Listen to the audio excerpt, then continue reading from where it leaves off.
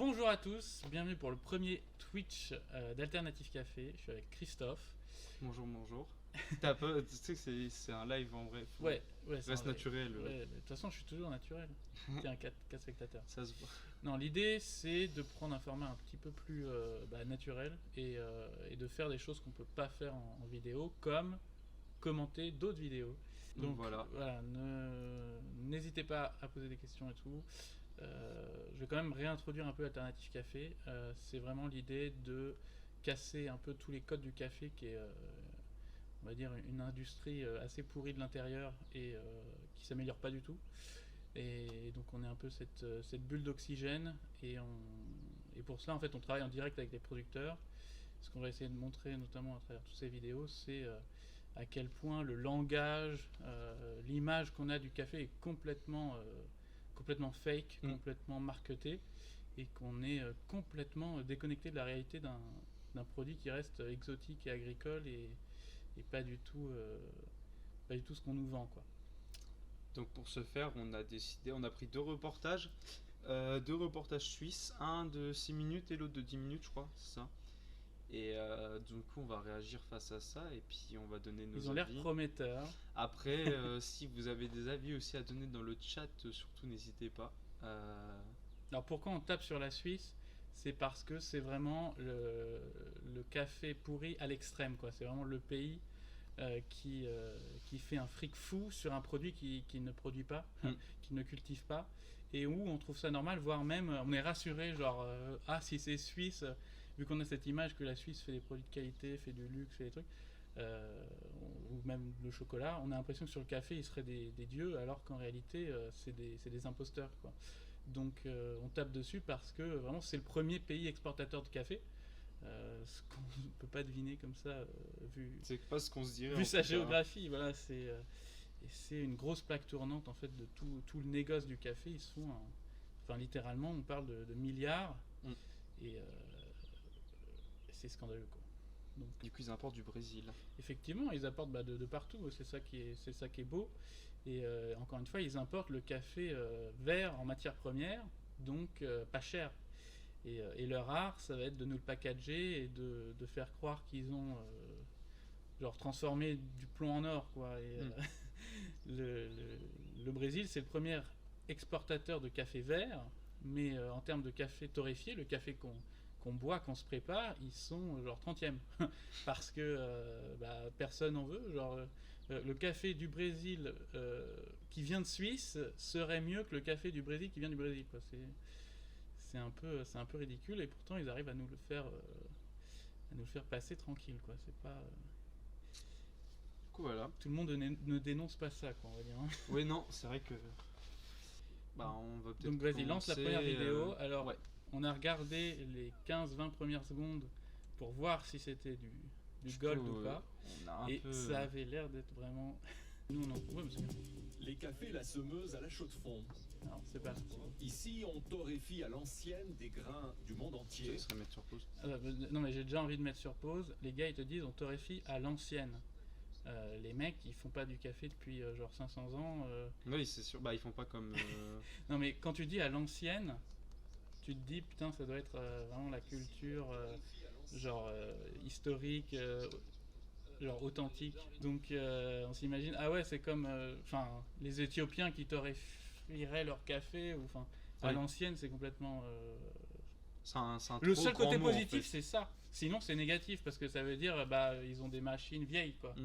La torréfaction, on peut critiquer tout ce qu'on veut, mais au moins les machines sont de plus en plus perfectionnées. Et rien que là, le volume, on dirait que c'est une énorme usine, genre. Bah ouais, on dirait pas que c'est ancien au final, dans le fond. À l'ancienne, à l'époque, il y avait pas ça. Hein, Non, mais à l'ancienne, t'imaginerais soit le petit orfèvre, ou justement le caféiculteur qui torréfierait. Et il y a des façons à l'ancienne, pour le coup, de le faire, ce qui n'est pas ça. Ou alors un truc quali. Et là, on est sur une grosse usine. Bah déjà, on est sur une machine, genre. Voilà, quoi. Bon. À l'ancienne, à l'époque, s'il y a 500 ans, le gars il est obligé d'avoir. Il n'y avait pas de machine comme ça. Un casque anti-bruit. Oui, voilà. On a l'image d'une production faite maison très traditionnelle, alors que les machines sont monstrueuses. Ouais, c'est ça, hein. Exactement. C'est exactement ça. Ce qui n'est pas une bonne chose dans tous les cas, donc. Non, mais le traditionnel, là... La maison existe depuis plus d'un siècle. Le constat, un siècle, ouais. les consommateurs C'est très sont ancien. aujourd'hui de plus en plus sensibles à la qualité, un peu comme Mais pour le la vin. qualité, là, on vient de voir qu'il est moulu, qu'il est dans des sacs pourris. Je pense qu'on a éduqué aussi le consommateur ces dernières années à lui apporter, surtout à travers la capsule, Ah, rien que là déjà.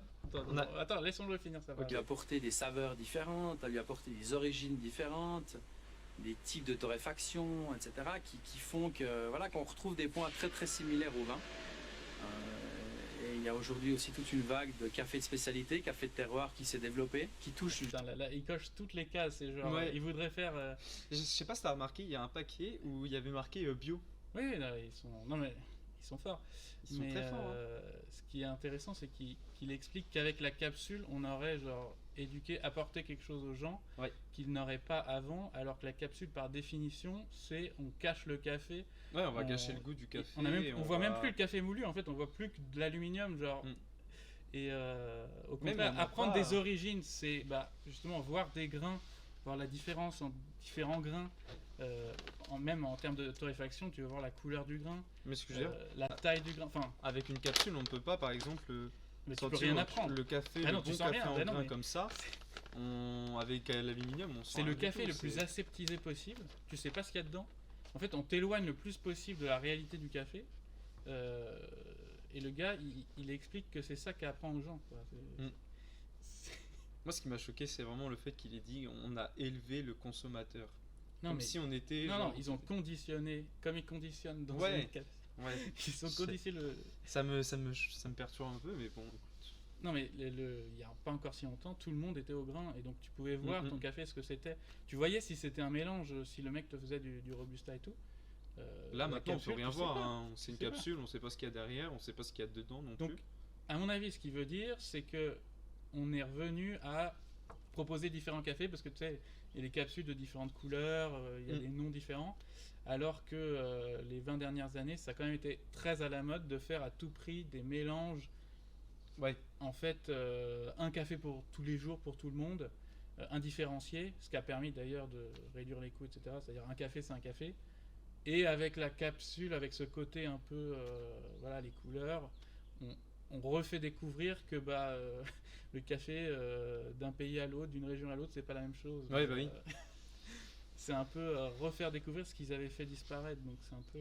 Mais là, c'est drôle parce qu'en plus, on dirait que du coup, dans toute la vidéo, si tu regardes, il fait comme s'il avait une petite liste et il cochait chaque case. Ah oui, alors le café de terroir, quand c'est vraiment le mot galvaudé, enfin, ça fait rêver quoi. Quand on parle d'un produit de terroir, nous, surtout les Français, enfin, là, c'est un Suisse, mais ils ont énormément de terroir dans certains produits. Mm. On se dit, ça vient Ouais, vraiment d'un seul endroit, c'est fait sur place. Ah, c'est comme on dit un vin du terroir, non, un pâté du terroir ou des choses comme ça, quoi. Déjà, le vin de terroir, effectivement. Oui, Mais oui, tous aussi. les produits, on se dit, ça vient d'une région, c'est fait comme ça là-bas. Mm. Or, tous ces cafés, la plupart ne sont même pas bu là-bas. Et ils sont même pas Ils faits. sont pas transformés là-bas. Ouais. Ils sont peut-être même pas triés là-bas. Ils sont sûrement triés dans leur capitale ou à leur port. Donc en fait, c'est juste pour dire qu'effectivement, ils peuvent te le tracer. Ils peuvent te dire, ce coup-ci, j'ai pas fait un mélange justement. Ça vient de cette région. Du coup, ça devient terroir. Alors c'est pas Ouais. ça. Bah oui. C'est vraiment l'abus sur le mot qui nous plaît, qui nous donne envie pour nous arnaquer, quoi. Ouais, bah oui, Et, c'est sûr. Mais là, c'est vrai que, ouais. Avec. Non, mais j'adore, c'est vraiment parce que c'est toutes les C'est- expressions Oui, que justement moi j'essaye d'apporter des expressions pour qualifier ce qu'on fait. bah, c'est toutes les expressions que chez Alternative Café, nous, On les utilise genre parce que c'est Parce que c'est vrai, factuellement en ça, fait. voilà. Oui, voilà. Mais Nous, on peut vraiment dire que c'est des produits du terroir Mais parce pour- que ça vient vraiment de là-bas. Ça a été fait là-bas avec amour. pour éduquer les gens, on se dit il faut des expressions qui vont leur parler. Mais le problème c'est qu'elles sont aussi utilisées par ce qu'on dénonce, quoi. Donc Ouais. c'est vraiment chaud.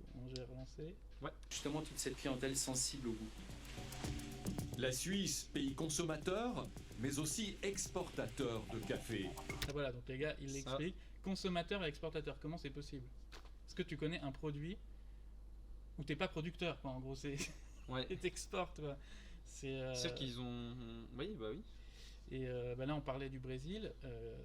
Faut comprendre que au Brésil, tu vas retrouver des capsules Nespresso justement qui ont été faites en Suisse. Donc le Brésil aura vendu à 1 euro le kilo son café pour qu'il revienne à 100 euros le kilo pour être bu en capsule, quoi. Ce qui est dégueulasse, hein, on va pas se mentir. Hein. Non, ce qui est non seulement dégueulasse, mais en plus, et après, comment parler de qualité, quoi. Ouais. Le produit a fait trois fois le tour du monde à différents stades de son évolution. Faut arrêter, quoi. Pour plus de 2,5 milliards l'année passée, c'est 2 fois plus que pour le chocolat et le fromage réunis. Mais regarde, les gars, ils te mettent sur le même niveau le fromage, où c'est un produit justement vraiment du terroir. Genre, le fromage suisse, c'est du lait suisse, c'est le vraiment... chocolat suisse aussi, hein. Non, mais le chocolat, justement, c'est un peu la même connerie que le café, c'est que les gars, ils font venir le cacao de partout. Oui. Alors, à la différence du café, il y a vraiment du boulot pour aller jusqu'à une plaque de chocolat à partir d'une fève de cacao. Oui. Alors que le grain de café, en fait, il faut le cuire dans leur grosse machine en 10 minutes, c'est fini, quoi. Ouais. C'est le truc, 99% du boulot a déjà été fait. Alors que sur le chocolat, quand même, il y a peut-être que 10% du boulot qui a été fait. Mais moi, ce qui me choque, c'est surtout, ils se vantent du café comme ils se vantent de leur fromage, alors qu'au contraire, ils devraient être fiers du fromage où c'est vraiment eux de A à Z, c'est leur producteur, leur laitier, leur ça sol, a été fait chez eux, vraiment. Ça vient de leur sol, ça vient de leurs agriculteurs. Mais moi, ce qui me choque là, vraiment, c'est les chiffres. On parle quand même. On compare des millions là à des milliards. C'est-à-dire que on passe vraiment genre un cran au-dessus, carrément. Non, c'est les premiers en termes de ça, mais après, tu as l'Allemagne, ça doit être 2 milliards. C'est énorme. L'Italie, 1,5 milliard. Et tous les pays producteurs, les plus gros, c'est genre quand ils font 80 millions. Mais là, le pire, c'est que la Colombie, c'est 80 millions. Voilà, donc 80 millions, 2,5 milliards, alors que la Colombie, c'est quand même très connu pour son café. C'est minable. Un autre point qui me choque là, c'est que c'est en 2020. Donc c'est-à-dire que c'est récent quand même. Ah oui, non, mais c'est le pire, c'est que les chiffres ont pu augmenter en 2022 là, donc c'est ça qui m'inquiète. Ouais, tout le monde adopte les capsules notamment, et même l'image de la Suisse arrive sur des produits qu'elle ne produit pas. C'est ça qui est vraiment absurde. Et c'est grâce à cette invention, des milliards de capsules depuis 30 ans. Tu vois même pas. Tu vois rien, tu vois un truc doré. En Suisse romande. Non, mais ça pourrait être des bijoux, quoi. Genre, ils pourraient te montrer, on a le savoir-faire. Après, est-ce qu'on sait vraiment ce qu'il y a vraiment dans les capsules? Est-ce que c'est vraiment du café des fois? Alors, déjà, ce qui est intéressant, c'est qu'ils mettent que 5 grammes de café. Donc, il y a du café, effectivement. Mais oui, mais il y a autre chose avec. Ça dépend des capsules. Il y en a, c'est vraiment que du café. Mais une tasse de café, c'est 8 grammes. Ouais. Donc, si t'en mets que 5, ça veut dire que déjà, t'arnaques les gens sur la dose. En fait, ils s'en rendent pas compte parce que la machine, elle a vraiment été optimisée pour préparer une tasse assez agréable. Ils se rendent pas compte qu'en fait, on leur rabiote. Déjà que le café coûte pas cher, on leur en prend 40%. Ouais, en plus, c'est déjà énorme. Mais et le géant Nestlé continue d'investir à Romans. À l'ancienne. Voilà, donc là, c'est du café à l'ancienne. À l'ancienne, ouais. Vraiment. Ça a été travaillé à l'ancienne, là, ça se voit. On dirait une usine, c'est littéralement une usine, il n'y a rien d'agricole. Alors que, à comparer, tu vas prendre un caféiculteur qui fait le travail chez soi, tu vas voir plutôt genre les grands champs, tu vas voir, tu vas vraiment voir les choses, ça donne plus envie que de voir une usine, en tout cas, comme ça, quoi. Et dis-toi que là, ils arrivent à centraliser des quantités énormes. Quand tu as vu la taille des machines, c'est impossible. Je me demande par an combien de capsules ils doivent faire. J'espère qu'ils vont nous le dire, mais... J'espère aussi, ouais. Mais le truc, c'est qu'à partir du moment où tu as un certain nombre de capsules, tu peux pas prendre un vrai café, justement un café de terroir.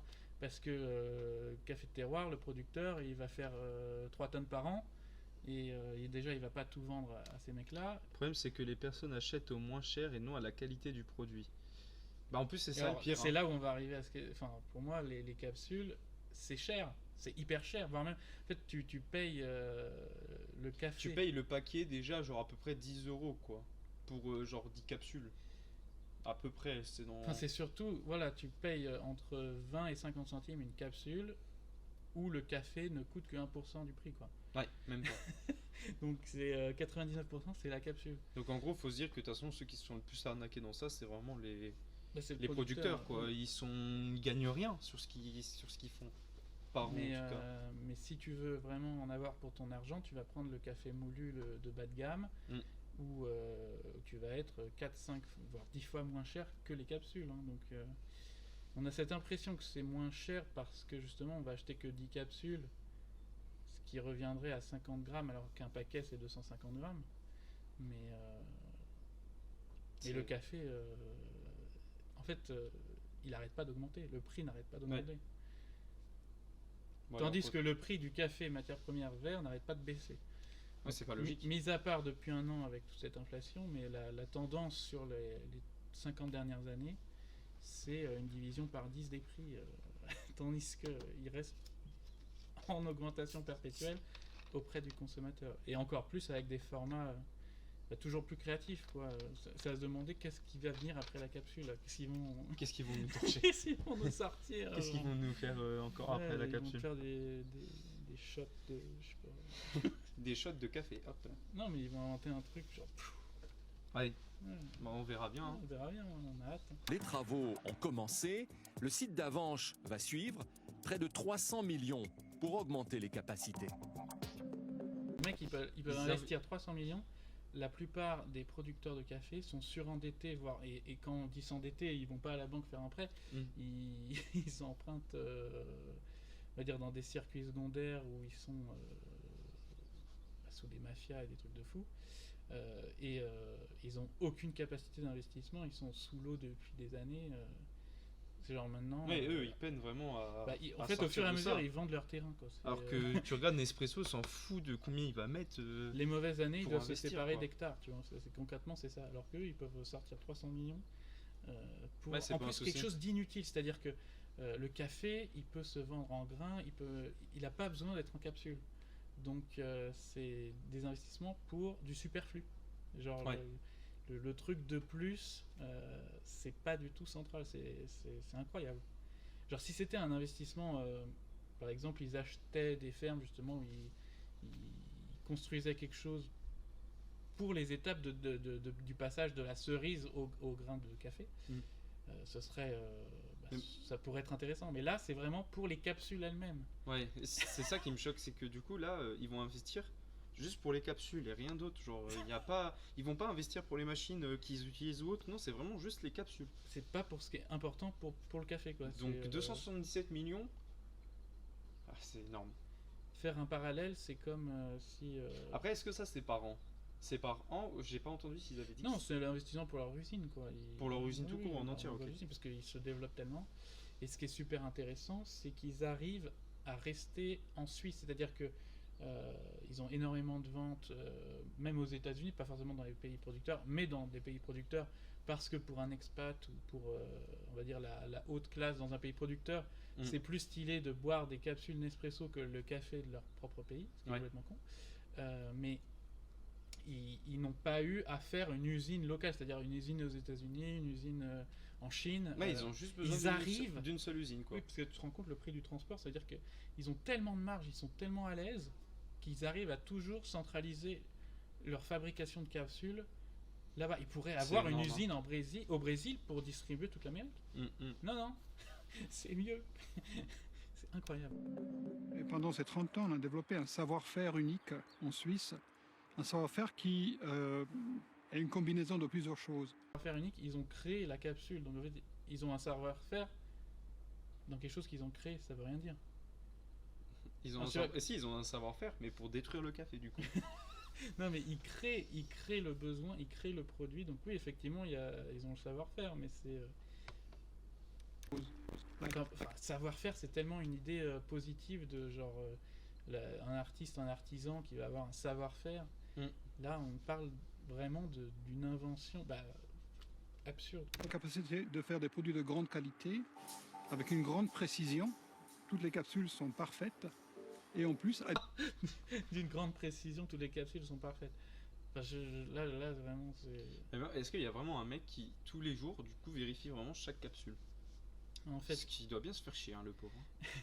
Le problème, c'est que vu que les machines à capsules ont exactement un certain format pour que ça se passe bien, effectivement, il faut les vérifier, il faut avoir un contrôle qualité. parce qu'une capsule avec un petit trou avec un truc et ça pète la machine. Ça pète la machine, ouais. Donc, c'est ballot. Hein.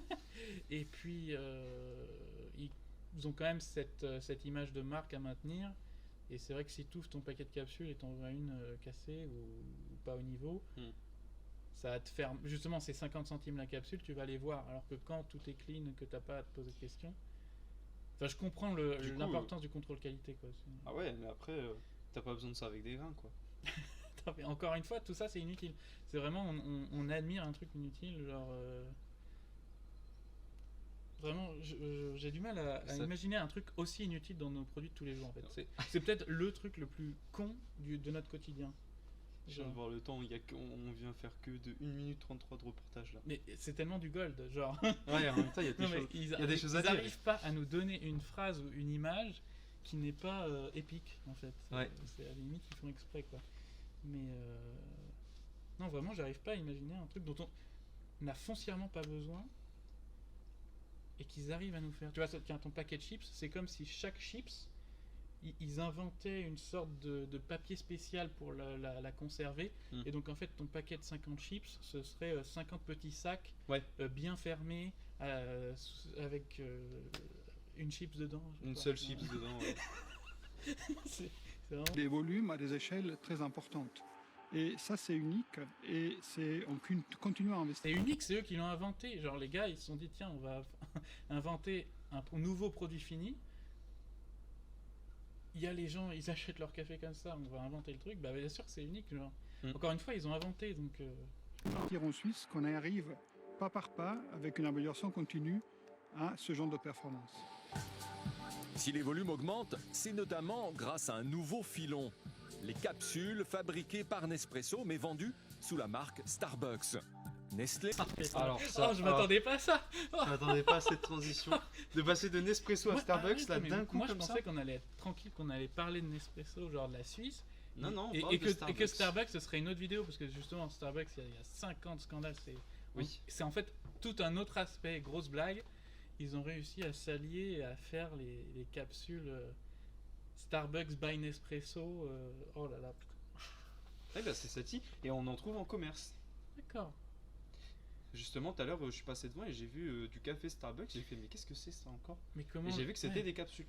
Parce que Nespresso, ils se vantent de faire les cafés parfaits, mais en fait, là, ils avouent que quelqu'un d'autre peut ramener le café et du coup, ils se spécialisent dans la capsule elle-même. Ils peuvent assumer que leur invention, c'est la capsule, c'est pas le café. Mais, Bon. Mis 7 milliards sur la table en 2018 pour acheter cette licence. Je pense que c'est très intelligent de la part de Nestlé, qui est présent avec le Nescafé et le Nespresso pour une catégorie premium. Et là, avec Starbucks, elle va rajeunir, ou elle va s'adresser à une clientèle plus jeune aussi, et très internationale, puisque Starbucks est connu dans le monde entier, y compris dans ces marchés qui font rêver, comme la Chine. Donc en fait, ils avouent que genre les gens vont être attirés par le logo Starbucks et pas par le café, quoi. Genre, en fait, non. Mais jamais ils ont dit Starbucks a choisi des cafés le logo, différents. C'est par la marque carrément. Ils sont plus attirés par Starbucks parce que c'est mondial, tout le monde connaît, surtout en Chine. Non, mais il n'y a pas un mot sur le café. Genre, et pas sur Nespresso. Genre Nespresso, c'est connu, mais c'est pas non plus. Et la façon dont ils le disent, c'est qu'ils ont acheté une licence. Ils parlent jamais du café. Ça se trouve, c'est exactement le même café qu'ils mettent dans leur capsule officiellement Nespresso et celle Starbucks, quoi. Mais du coup, ça veut dire que Starbucks utilise les capsules Nespresso. Ouais, mais là c'est pire que ça, c'est qu'ils ont genre vendu la licence à Nespresso. C'est-à-dire qu'ils ont reçu la masse de fric et ils laissent Nespresso faire tout en fait. c'est Nespresso qui prend le risque en fait. 7 milliards hein. Ouais. En 2018. Mais l'histoire de la Suisse et du café a encore une autre facette. Ça, c'est la vraie facette, tu vois. Et en fait, jusqu'à maintenant, ce qu'on a vu, c'est pour s'amuser, là, c'est pour arnaquer. Mais la vraie force de la Suisse, c'est justement les négociants qui tiennent le marché et qui tradent le café, quoi. Ouais. Nous sommes à Genève, chez Sucafina, l'un des principaux traders à l'échelle mondiale, mais aussi un marchand qui sélectionne les différents arômes. Ici, on déguste les cafés avant de les proposer aux clients. Alors, comment tu as trouvé, Walter? Alors, donc on a deux cafés qui sont Ce qui est très drôle, c'est que si nous on fait une vidéo de dégustation et qu'on veut, on a des nouveaux cafés, etc. Ouais. On va avoir exactement le même setup. On va avoir l'air d'être eux, en fait. Après, c'est ça qui est incroyable. Ouais.